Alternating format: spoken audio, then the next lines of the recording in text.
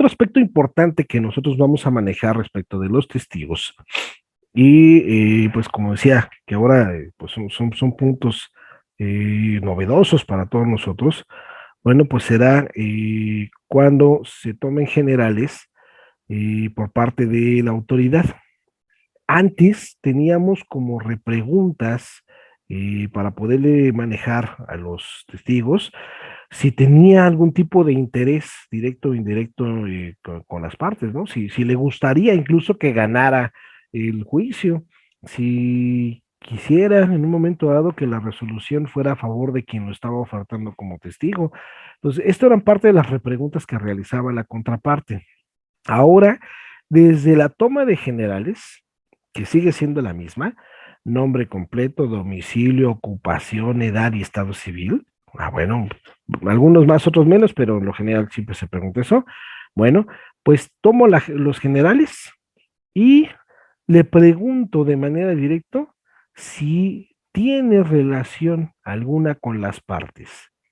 Relación de parentesco, relación de amistad, relación, como lo dice la ley, a lo mejor de arrendador, a lo mejor de subordinado o de patrón o de cualquier otra naturaleza. Desde ahí, el mismo tribunal le preguntará. Entonces, pues ya no tengo una repregunta que ya había formulado con anterioridad, ¿no? Otra parte también importante es que el juzgador le va a preguntar si es dependiente económico de alguna de las partes. No, pues eso es nuevo también, eso yo lo preguntaba. O si tiene relación de empleado o patrón con la parte que lo presentó. Híjole, pues yo sabía que sí, pero pues ya el juez ya me quitó la repregunta de la boca, ¿no? Pues ya él la está formulando. Esto lo va a hacer desde la toma de generales, antes de iniciar el desahogo de la prueba. Si tiene con él sociedad o alguna relación, híjole, pues ahora qué pregunto, ya me dejó sin preguntas el juez, ¿no? En las repreguntas, lo que yo traía como arma secreta, ¿no? Que siempre ahí era donde los hacía caer en contradicción. Bueno, pues tendrás que formularlo de otra manera, porque el juez ya se lo pregunta de inicio. Y también si tiene interés directo o indirecto en el procedimiento, o si, y es amigo de alguna de las partes. Entonces, pues sí, sí es amistad, una amistad que conozco de tiempo atrás, ¿no? No, pues desde ahí ya tenemos el elemento, dependiendo la respuesta que nos dé, también para ir preparando la tacha de testigos, la cual se va a dar una vez que se termine el desahogo de la prueba testimonial y de manera inmediata.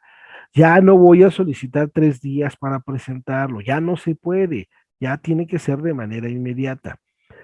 Si algo tiene este procedimiento, que es lo que ahora nos debe caer en cuenta a todos los litigantes, es que este procedimiento, pues sí, privilegia la oralidad, pero el objetivo primordial de manejar este privilegio de la oralidad es precisamente que sea corto, que sea rápido, que sea expedito, y que el abogado, tanto de la actora como de la demandada, pues deba tener conocimiento previo y completo específicamente del asunto, de las circunstancias, obviamente, que estamos manejando, ¿no? ¿Por qué? Pues es simple.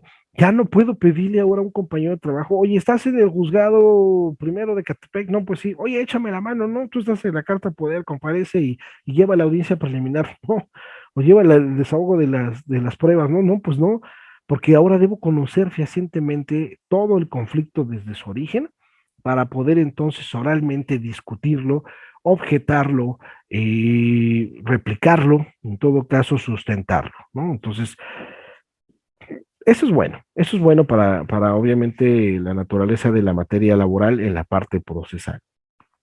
Entonces, se le pedirá que nos diga también si tiene interés directo o indirecto, si le gustaría que alguna de las dos partes gane, o si es amigo de alguna de las partes que están en el proceso. Entonces, se le tomará la protesta como todos igual y en este caso a todos, tanto actores como demandados, abogados, y pues se le tomará la protesta de ley correspondiente para que se conduzcan con verdad y se les hace saber las penas en que incurren los falsos declarantes, ¿no? Antes no, pues imagínense en cada audiencia, ¿no? En la Junta de Conciliación realizar este tipo de protesta, solo se daba en salas orales. en las salas donde se llevan obviamente los procedimientos especiales, ¿no? Pero de ahí en fuera no se realizaba esta protesta. Ahora el juez lo hará en las dos audiencias, la preliminar y la de juicio. Y también, como característica de la testimonial, no se permitirán preguntas ambiguas, indicativas, ni que se refieran a hechos o circunstancias ajenas al objeto de la prueba, o que pretendan coaccionar a los testigos. Entonces, pues imagínense, ¿no? Antes a lo mejor, bueno, pues ambiguas, indicativas, pues no se podían manejar preguntas en ese sentido. Eh, a lo mejor de repente cabía una prueba que se le iba en la calificación al juzgador que fuera ajeno al objeto de la controversia, o en su caso, eh, pues la cuestión de los testigos, ¿no? Regularmente había incluso partes que se ponían atrás de los testigos y, híjole, ya, y ahorita que va a rendir la testimonial, ahí está la patrulla, y de aquí nos vamos directo al reclusorio, y el testigo empezaba a temblar, ¿no? El testigo empezaba a confundirse porque traía ya una desconexión total del asunto para el que fue citado, y pues entonces empezaba a decir cosas que no eran, ¿no? Ni al caso. Y evidentemente, pues no se lo iban a llevar al reclusorio, pero él no lo sabía. Él no estaba en esa circunstancia porque pues diario no está en el juzgado, ¿no? Diario no está en la junta, entonces esa situación es nueva y si algo tenemos los seres humanos, obviamente es que somos predominantemente emocionales y este tipo de cuestiones pues obviamente nos alteran en nuestra estabilidad, ¿no? Ahora, dijimos no preguntas ambiguas, no preguntas indicativas, deben referirse a los hechos y circunstancias específicamente del conflicto planteado. Y el otro punto en particular que dijimos, ya no necesariamente tienen que ser directas, ¿sí? Pueden ser abiertas, pueden ser en sentido negativo, antes era positivo específicamente. Entonces, para que contemplemos esta circunstancia. El juez debe pedir que aclare las respuestas. Debe y puede, y lo hace, ¿sí? Como lo estaba comentando, en alguna ocasión uno de los procedimientos que había manejado yo, o que he manejado, mi contrario realmente no sabía nada. Y las preguntas que hizo, pues realmente no dijeron nada y nada que ver con el procedimiento planteado. Pero quien realizó preguntas más específicas en particular y donde se obtuvo más información, pues fue cuando el juez, ahora sí que abrió su boca y chin, empezó a preguntarle, ¿no? Y perfeccionaba precisamente esta omisión en el ejercicio de la profesión de la parte contraria. Entonces, el juez puede pedir que se aclare las respuestas que ha dado. Y la constancia legal, hay una, este punto es bueno. Puede expedirse a solicitud del testigo que se le expida una constancia de asistencia. Esto para justificar la ausencia a su trabajo. No se hacía esto, obviamente, en las juntas de conciliación, ahora es nuevo, pero si lo solicita el testigo, por supuesto que el juez, al término de la audiencia, realizará la constancia correspondiente y se la entregará para que con esto justifique, reitero, la ausencia del trabajador a su trabajo por cumplir con esta obligación de tener que presentarse en el juzgado, ¿sí? La constancia legal será por medios gráficos, documentales, de audio o audiovisuales, y no se pueden dictar preguntas ni respuestas. Entonces, para que consideremos este tipo de cuestiones, son novedosas, obviamente, son diferentes a lo que nosotros estábamos acostumbrados a manejar. Una prueba que cambia de manera radical, y pues es obviamente también esta de la pericial. Y ahí pongo un ejemplo, pues notable, ¿no? De una prueba que comúnmente se ofrecía por nuestra parte cuando existía un documento que contenía un grafismo que presumía, obviamente, pues origen, elaboración o suscripción a alguna de las partes en controversia. Una firma, ¿sí? A lo mejor una huella digital también. Bueno, pues resulta que yo estaba acostumbrado a tener que presentar mi perito en particular, o en su caso, si era la parte actora, solicitarle a la Junta de Conciliación que me pusiera un perito porque no tenía el medio económico suficiente, necesario y vasto para poder sustentar el desahogo de un peritaje en la materia que yo lo estuviera ofertando, ¿no? ¿Qué pasa al día de hoy? Pues desaparece esta circunstancia de que las partes pueden ofrecer su perito o la actora incluso y solicitar que intervenga uno de oficio. ¿Y qué es lo que comúnmente pasaba? Pues los peritajes eran encontrados. Al ser encontrados, pero el juez, que era quien necesitaba, en este caso la Junta, quien necesitaba el resultado de esa prueba para saber cómo iba a fallar, si a favor o en contra del actor o el demandado, bueno, pues este juzgador en la Junta de Conciliación designaba un perito tercero en discordia. Y el tercero en discordia era tan importante que incluso su resultado podía influir de manera directa en la forma en la que se iba a dictar el laudo correspondiente. Ahí me tocó ver infinidad de casos precisamente donde el perito, en el caso de una firma, en grafoscopía, por la parte actora decía que la firma sí era, a lo mejor tratándose de una constancia de trabajo. El perito de la parte demandada decía que no era, entonces se encontraban las dos posiciones, las dos versiones, y se ofrecía un perito tercero en discordia que era designado o solicitado por parte del juez. ¿Y qué pasaba con este perito tercero en discordia, no? Bueno, pues dependiendo el mejor postor, era el sentido de su dictamen. Yo no digo que todos, pero sí existe esta costumbre, o existe esta costumbre en las juntas de conciliación. Entonces, pues el juez valoraba el resultado del dictamen y con base en él llegaba a decidir el sentido del laudo. Es que me dijo que sí era su firma y pues me estabas negando la relación. Entonces, como lo dijo el perito, tercero en discordia, yo para mí es palabra, es rey, él es el que a final de cuentas conoce del tema técnico en particular, para mí está acreditado esto y por lo tanto condena, chin, al 100%. Hoy no, hoy pues como aquí se indica, solamente habrá un perito oficial. El perito oficial es designado por el tribunal. Y este perito oficial, que es designado por el tribunal en particular, obviamente no tiene contacto con las partes. Es más, aquí no se sabe el día y la hora en que va a llevar a cabo su presentación y el análisis de documentos, para que una vez que haga lo propio, bueno, pues pueda solicitar, eh, ahí está, estábamos hablando aquí, eh, decíamos, el perito más bien, decíamos, se tiene que ofrecer por parte del tribunal, ¿no? Para que una vez que haga lo propio, pues obviamente se sea considerado por parte del tribunal, pero ya no se va a ofertar por la parte actora, ya no se va a ofertar por la parte demandada y va a haber un perito tercero en discordia. ¿Qué es lo que pasa con este tipo de peritajes, obviamente, que son habituales como el de grafoscopía, como el de dactiloscopía, documentoscopía? Pues evidentemente el costo, el desahogo del peritaje lo cubre el tribunal.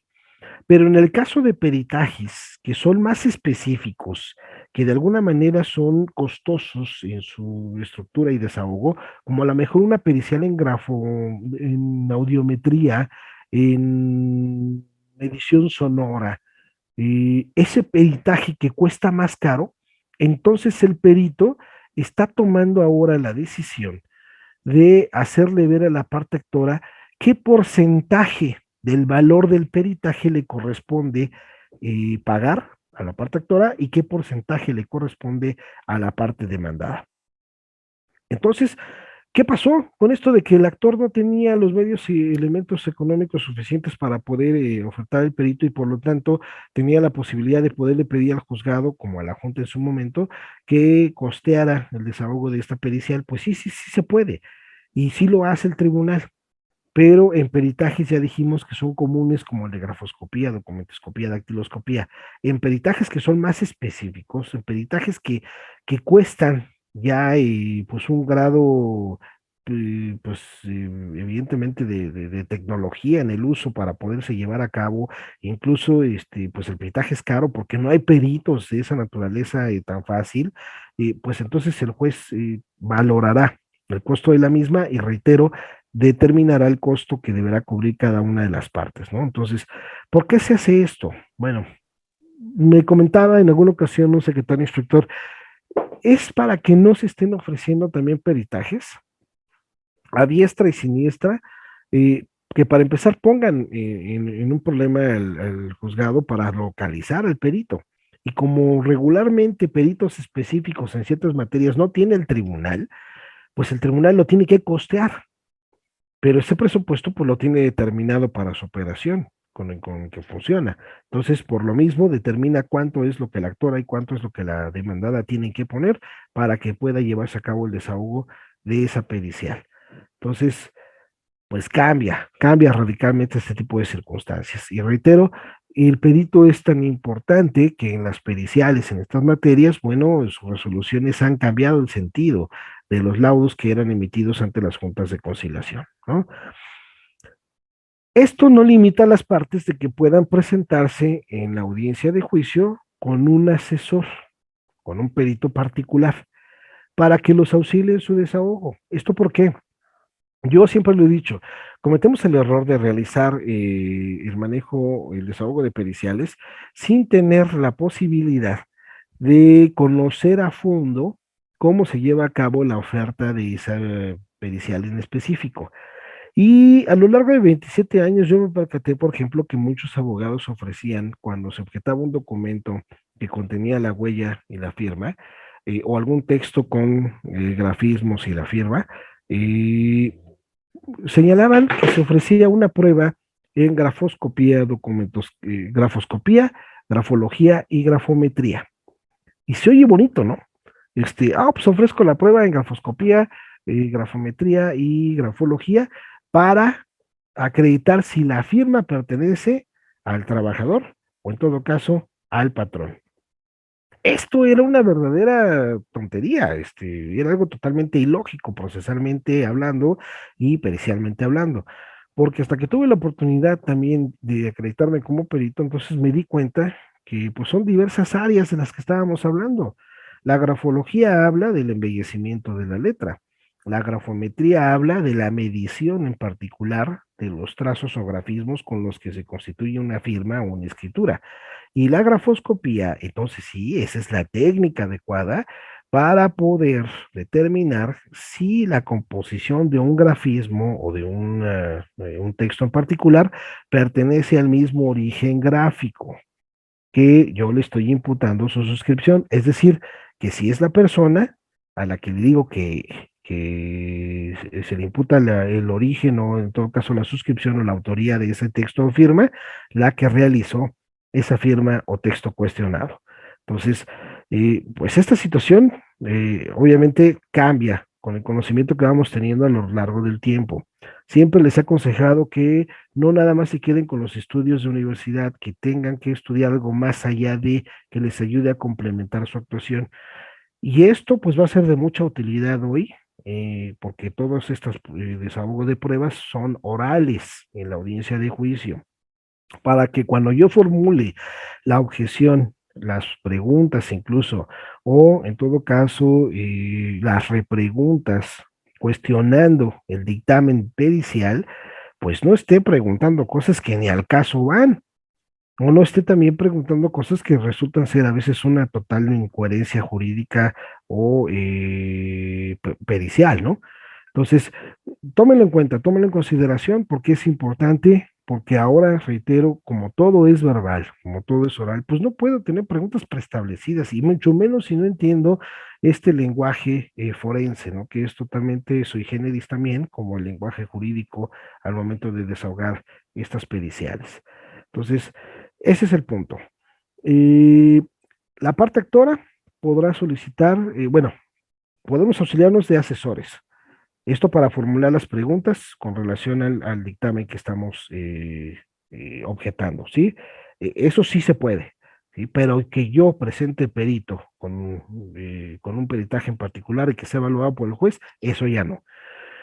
La parte actora podrá solicitar un auxiliar a la Procuraduría de la Defensa del Trabajo o en su caso a la Defensoría Pública si no tiene pues al abogado o el conocimiento necesario para poder llevar a cabo esta objeción de los peritajes o en su caso para poderlos cuestionar y podrá desahogarse mediante medios electrónicos o tecnológicos ante el tribunal exhortada. Así como lo veíamos en las películas, donde pues pasan peritos, donde agrandan la huella, y establecen sus puntos comparativos, o en su caso, y las firmas con relación a los puntos de inicio, los momentos gráficos, los puntos de remate, la inclinación, la velocidad, la presión, etcétera, etcétera.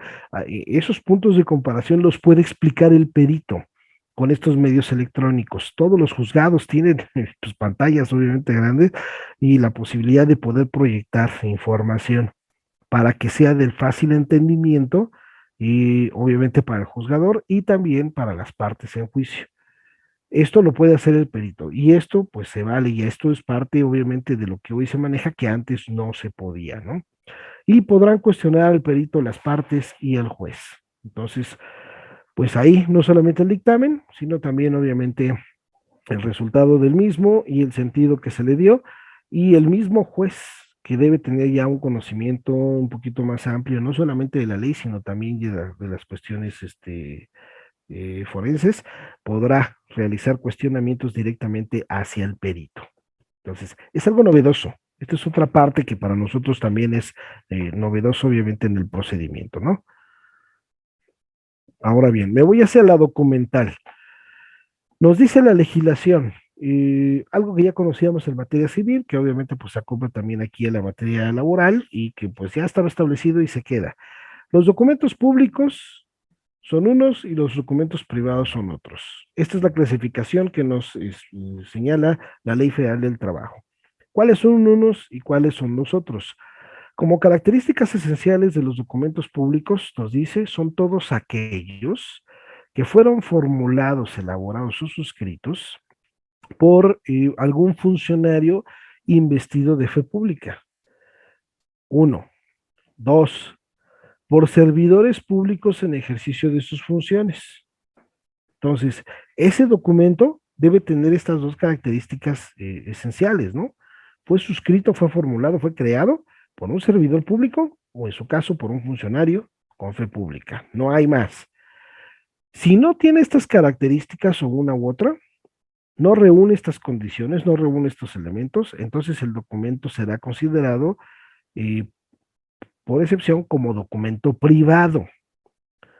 ¿De cuáles documentos son de los que se ofrece la ratificación de contenido y firma? Pues de los documentos privados. ¿Y de cuáles documentos en un momento dado se ofrece el peritaje si se niega la suscripción del mismo y el contenido? Pues de los documentos privados, no de los documentos públicos, para que nos quede claro. ¿Okay? Entonces, debemos distinguir primero esta característica, esta diferencia entre unos y entre otros. Públicos, subrayo, los que fueron suscritos o elaborados con fe pública o en ejercicio de funciones por algún servidor. Privados, los que no tienen esas características. Es obligación de la parte oferente presentar los documentos privados que señala en su ofrecimiento de pruebas, en su capítulo en particular. Y señalar que para el caso de que sean objetados en cuanto a contenido y firma, qué elementos voy a proporcionar para su perfeccionamiento. Ahorita lo está comentando, desde el inicio lo señalé.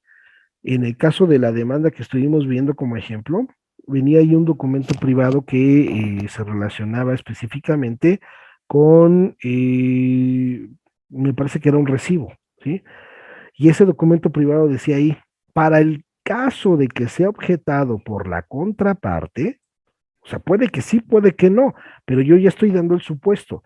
Y el elemento de perfeccionamiento será entonces la ratificación de contenido y firma.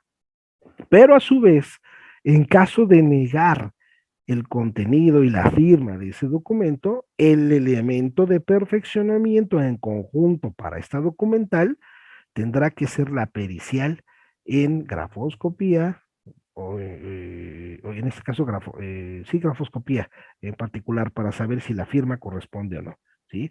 Entonces, esto es relacionado específicamente con los documentos que son considerados como privados. Nos comenta la licenciada Regina, si el documento no es objetado, ¿se puede hacer en alegatos la objeción? No. ya quedaría fuera de tiempo, es decir, ya precluiría en todo caso la posibilidad para que pudiera yo realizar la objeción correspondiente. El efecto de que no se objete, aquí está, en la parte final de la lámina que estamos observando, de no ser objetado, se podrá solicitar la devolución del original previa copia certificada en autos y obviamente ese documento pues va a ser presumible como verídico para ser valorado por el juzgador. De que puedo, licenciada. El único problema es que la objeción ya no va a ser contemplada como tal por parte del juzgador, porque el momento procesal oportuno para hacer la objeción, obviamente, es, en el caso de la demandada, al contestar la demanda, porque tiene los elementos ahí probatorios anexos, ¿no? Cuando le notifican la misma. Entonces, yo doy contestación a la demanda y doy en un capítulo en particular, establezco las objeciones correspondientes a las pruebas. Ahí es donde tengo que objetarlo. Y se objeta el documento en cuanto a autenticidad de contenido y firma. En el caso de que yo sea parte actora y el demandado me ofrezca el documento en la contestación, bueno, pues al momento de ofertar también mi réplica, tendré que realizar la objeción de las pruebas que ofreció la parte demandada. Esos serían los momentos procesales oportunos. Si es una factura, me dice por aquí la licenciada, que no tiene nada que ver con la litis, pues obviamente pues será desechada, simple y sencillamente se ordenará su escaneo, porque ahora ya no es integración expediente, no hay expediente físico, ahora es escaneo y será valorado al final por el juez. Pero ¿qué validez puede tener este documento? Pues realmente ninguno, porque no tiene relación con el hecho controvertido en particular al momento de establecerse la controversia como tal, ¿no? Entonces, pues no tendrá peso realmente alguno en ese sentido. Si el documento privado es copia simple o fotostática, que suele suceder, se suele dar este tipo de circunstancias que cuando los trabajadores pues tienen documentos pero no saben cómo lo obtuvieron o qué es lo que se maneja, bueno, esta situación tendrá que hacerse valer en el caso de los trabajadores desde el escrito de demanda, ¿sí? Señalar el motivo por el cual no fue posible tener el original. Pero, por supuesto, que en caso de objeción hay un elemento de perfeccionamiento y se llama cotejo o compulsa, ¿sí? Esto lo tendrá que realizar el actuario o el secretario instructor. Entonces, tengo que señalar esa circunstancia en particular. Tengo copia del contrato porque solo me dieron copia simple. La empresa se acostumbra solamente a dar copia simple, más no copia autógrafa del contrato. Y como no puedo presentar yo el original, el domicilio en donde se encuentra el original es el domicilio ubicado en tal. Domicilio obviamente que pertenece a la parte demandada. Y para el caso de ser objetado este documento, entonces el medio de perfeccionamiento que ofrezco a partir de este momento, el día y hora que señale su señoría, será la compulsa o el cotejo respectivo con el original. Es más, si obra en poder de terceros, entonces obra en poder de el tercero denominado tal en el domicilio tal, para que entonces el juzgador lo requiera en la presentación de ese documento, que por economía se lleva a cabo todo este tipo de desahogos en el local del tribunal, ¿sí? El actuario no se traslada a estos domicilios, sino el domicilio es para requerirle que presente obviamente los documentos y se lleva a cabo el desahogo en el tribunal. La parte oferente deberá justificar los motivos o el impedimento, como lo dijimos, para no presentarlo en juicio y presusar el lugar e incluso la persona que cuenta con este documento en específico, ¿no? ¿Qué es lo que sucede, por ejemplo, en el caso de pues, algunos contadores o algunos administradores o incluso también nosotros como abogados, ¿no? Pues, ¿qué crees? No tengo el contrato original, no tengo los recibos originales porque los tiene el contador externo, los tiene el abogado externo. Es un tercero ajeno a juicio. Y este se llama fulano de tal y se encuentra en tal domicilio. Entonces, ¿qué hará el juzgado? Lo requerirá para que presente el recibo, el contrato o el documento del que está hablando y se está justificando en imposibilidad del trabajador del por qué no lo presente en original.